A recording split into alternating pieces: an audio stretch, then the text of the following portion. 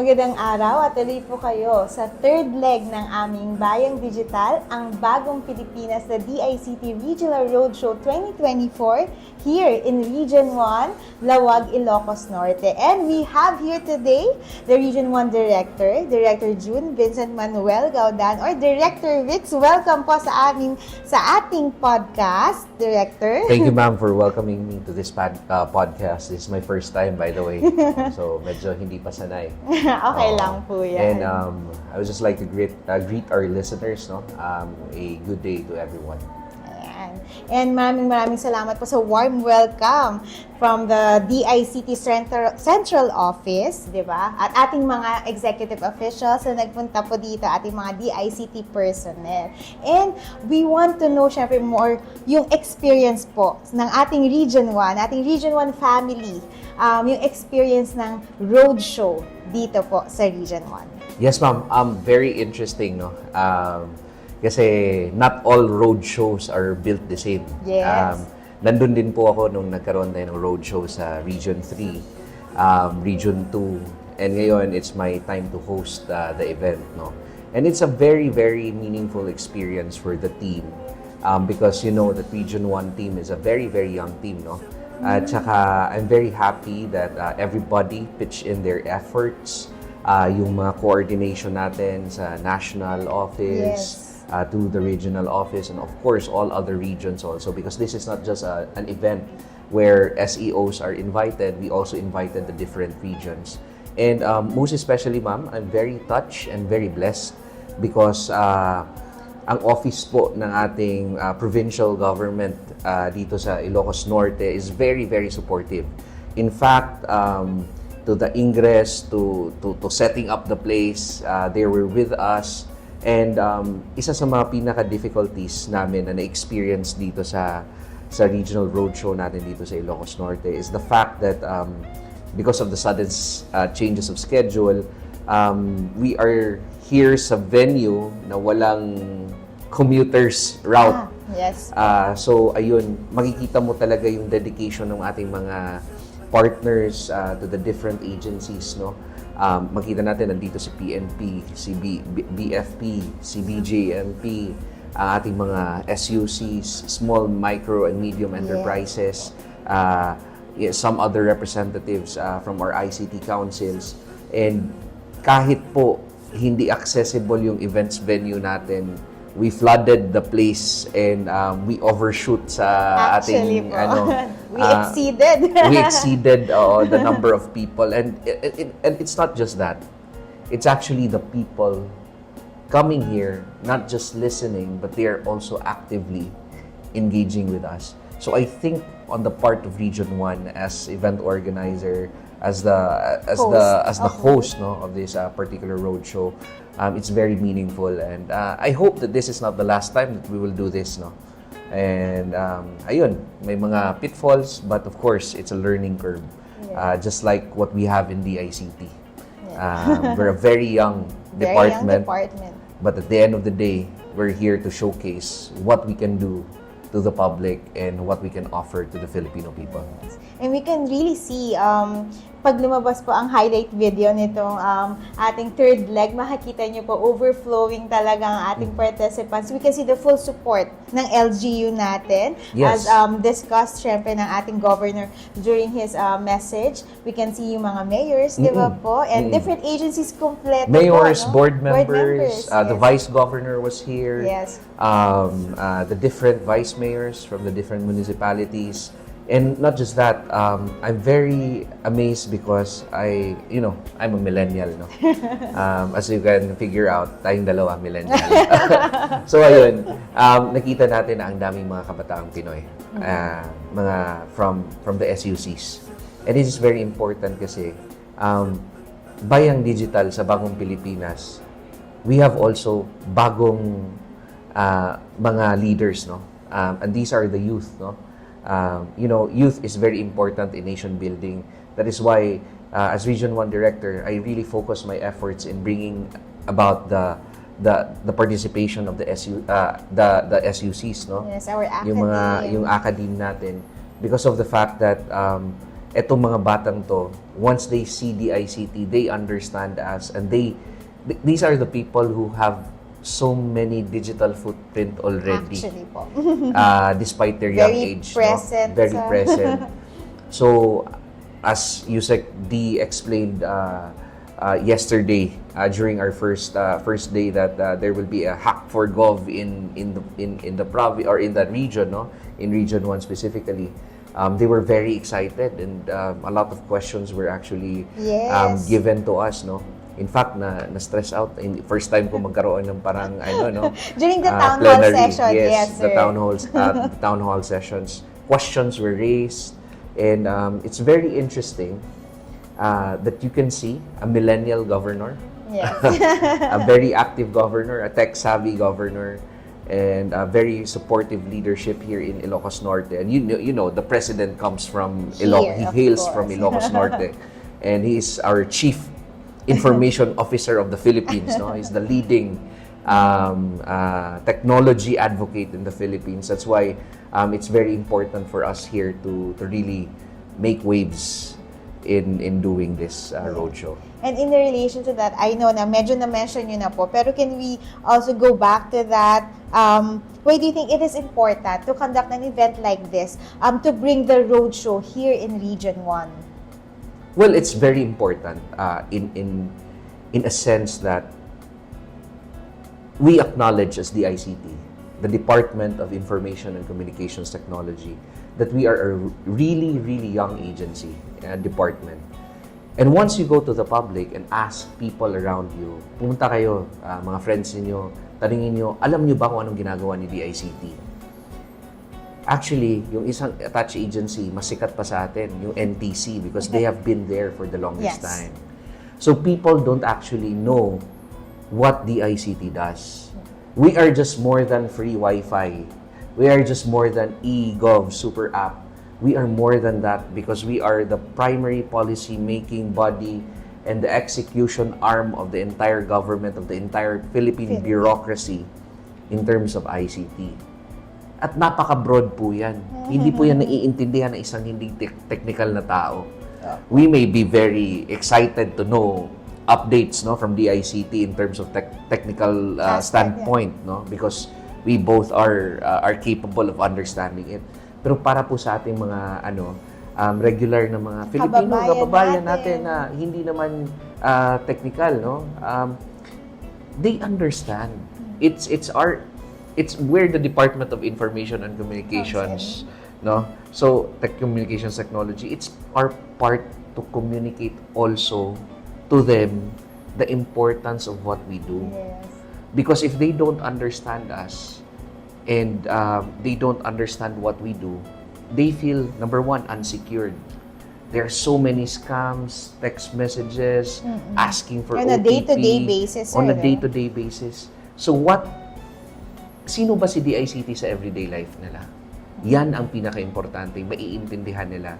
At yan yung hangad natin dito sa roadshow na to, na para mapakita natin na tayo as a whole, as DICT led by our Secretary Ivan Jan Uy, we are here to protect the lives of every Filipino people and to make their lives easier, Yes. accessible, and they need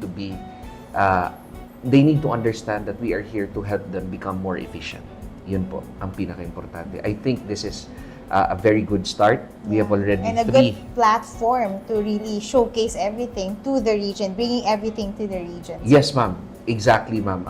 Kasi we are organized na po sa central, no, sa central office, being also the bureau director of the Government Digital Transformation Bureau on top of being a regional director.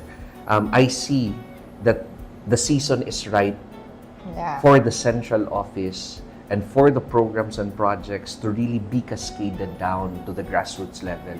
Yun po yung hangad natin na dapat sa isang Bayang Digital, may isang departamento na kasangga mo, na alam mo na safe tayo kasi nandyan si DICT, pinoprotektahan ni NTC, pinoprotektahan ni CICC at saka of course we have also our NPC, our National Privacy Commission. At dapat po maintindihan po ng lahat na we all work together and we need to share this working relationship with the public also. Kasi I believe, ma'am, I'm also an enthusiast sa economics, no. One of the economic theories always look at it in a macro perspective. But at the end of the day, if these points would not be integrated, hindi tayo interoperable din sa tao. Kasi the greatest connection that DICT will build is not the greatest highway of APIs, no? Yung mga natin, mga interconnectedness natin sa mga system. But it's how me, as a citizen, relate to you. Yes, connect as to a one person. another, yes. Yes. Kasi yun yung kailangan natin ma-build. You know, trust is very difficult to build, but easy to break. Yes. And we are here, DICT. Hey, trust us. These are our programs. But, kagaya lang yan ng relationship, ma'am eh. Podcast kasi to. Podcast naman. So, yes. Dapat maging candid lang din tayo. Kagaya lang yan ng relationship, ma'am. Na dapat i-explain mo din sa partner na it's not all too highs, no? Kasi we fall sometimes, no? Ang in-explain ni Yusek di kahapon, there are about several thousands of unsuccessful attempts. Pero ang nakikita lang sa mga public kasi nahack si ganito, nahack si ganyan. But those are 2-3 agencies out of the 3,000 or 4,000 no, a day na dinidispel natin sa Cybersecurity Bureau natin. So, ayun po, parang we build relationship with them. We tell them that we fail sometimes. Yes. But at the end of the day, we are here to do our best. Yes. And we are here for the Filipino people. Yes, that's an important thing. Yeah, that's very good to know, and it's important really to share these thoughts, diba? Ito talaga yung heart naman natin as being part of the DICT agency. Ito yung heart natin para sa ating mga kababayan. And also, with that, I believe this is just your kick-off event, sir. So, merong mga pocket events pa ang Region Uno. Yes. Ayan, for this roadshow. Can you tell us more about it, sir? Yeah. When I went to the committee, may committee kasi sa DICT na nag-a-approve sa mga roadshow. Shout out to the chairperson, Yusek Paul Mercado. I told him that, you know, dito sa Ilocos, lalo na dito sa Ilocos region, sa Region 1, I cannot just stand and just give it to Ilocos Norte. Yes. Because I also have constituents sa Sur, sa Pangasinan, at saka sa La Union. Baka pagselos naman. Diba? So, we are also cascading the roadshow because I intended that this is a roadshow. In fact, this is the first roadshow that there's actually something happening in the road. No? As you've noticed yesterday, may mga tambuleros tayo. As early as like 7 a.m. or 6:30 a.m. Yes. And then they went out for 2 hours in the entire province of Ilocos Norte just to make noise, no? And to really nandito na po ang Bayang Digital. So paano nila malalaman kung nandito na yung Bayang Digital, no? We go out to the roads, we reach out to the public. That is why ang next po nito actually hindi na po ako makauwi sa bahay. Dediretso na po ako sa Ilocos Sur. Tapos after Ilocos Sur, we will be having a pocket event in Pangasinan. After Pangasinan, we will be going to La Union. And these pocket events, we espouse this or we envision this as a co-equal event also.